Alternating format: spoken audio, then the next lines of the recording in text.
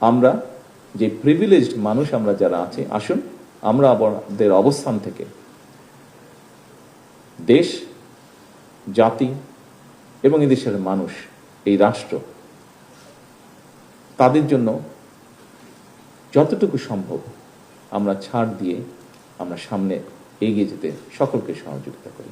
এখানে আমরা যারা এই ঘরে উপস্থিত আছি, মোটামুটিভাবে আমরা সকলেই অভিভাবক সন্তানদের।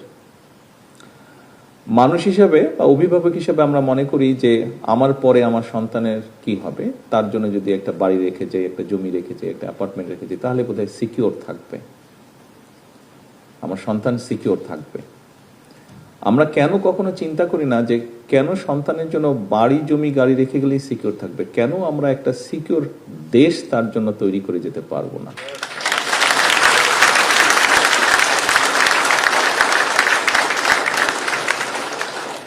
আমরা যদি সকলে চেষ্টা করি, নিশ্চয়ই আমরা আমাদের সন্তানদের জন্য সিকিউর একটা দেশ তৈরির কাজে হাত দিতে পারবো।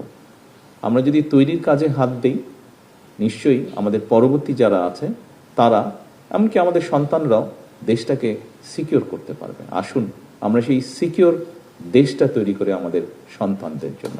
ধন্যবাদ।